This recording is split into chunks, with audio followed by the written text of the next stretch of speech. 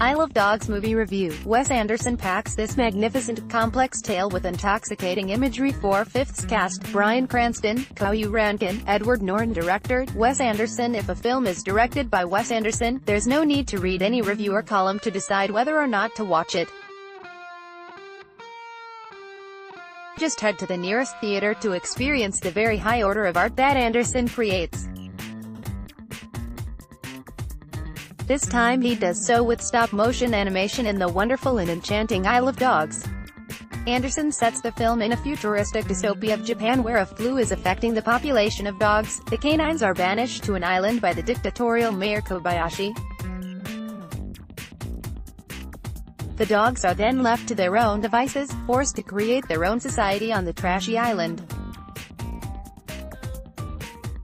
A dog named Spots, Liev Schreiber, goes missing and his friend Atari, Koyu Rankin, goes on a mission to search for him, going so far as to crash land on the island and recruit a bunch of other dogs like Rex, Edward Norton, Chief Bryan Cranston, Boss, Bill Murray, Duke, Jeff Goldblum, and King, Bob Balaban.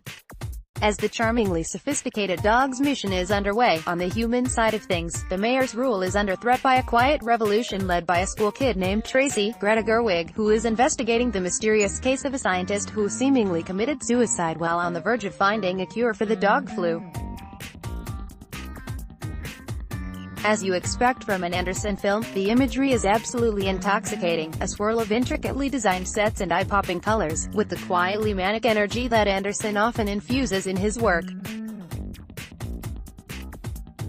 This is the closest a film has come to resembling reading a storybook. The exuberant, heightened reality of the world the film is set in colliding with breathtaking dedication to all things Japan, interspersed in densely layered, old-school fable and post-modern allegory.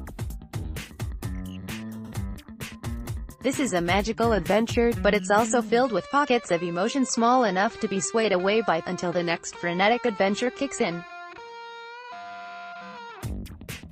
It's also a melancholy film, perhaps the gloomiest Anderson has made to date, but it's also got his trademark razor-sharp bone dry wit and a strange balance between apparent simplicity and elaboration, making way for a kind of a yearning for the light in the darkness. If I Love Dogs ultimately defies anyone's ability to describe it in a sentence, it's just a testament to its magnificent strength as a complex tale presented as a children's film.